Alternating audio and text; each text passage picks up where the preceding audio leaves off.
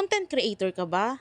Hala, kailangan mo nito. Maniwala ka sa akin, kakailanganin mo ito. So, samahan niyo ako mag-unbox nitong ating nabiling stand. Pwede mo itong gamitin sa pagluluto or nag-unboxing ka or nagvi-video ka. Yan. Pwedeng-pwede mo itong gamitin guys kasi napaka-convenient at mura lang naman din sa Shopee. So, ito yung TNW cellphone holder.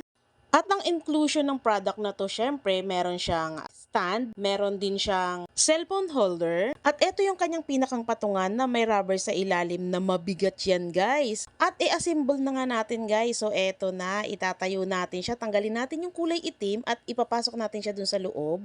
So, mahigpit yan. Ayan, o, kahit ginagalaw ko, hindi naman siya natatanggal talaga sa sobrang tibay niya. So, ayan, pwede nating i-move yung ulo niyan, pa front at back. Napakaganda nitong gamitin guys, lalo na sa mga content creator na mahilig mag-unboxing, mahilig magluto, ay ang ganda nito. So ayan, ilalagay natin itong pinakang cellphone holder niya dito sa loob. So kailangan natin yung i-adjust, bubuksan lang natin yung pinakang lock ng cellphone holder, tapos ipapasok natin siya dyan.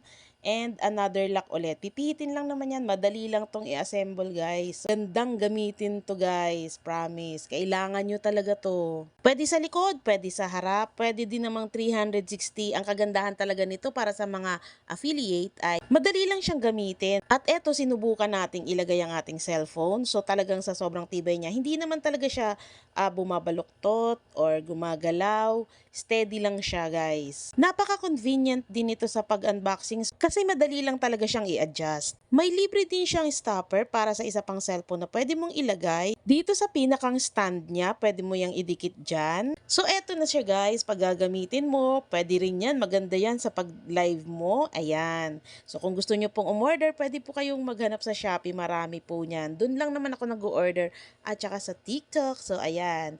Thank you for watching!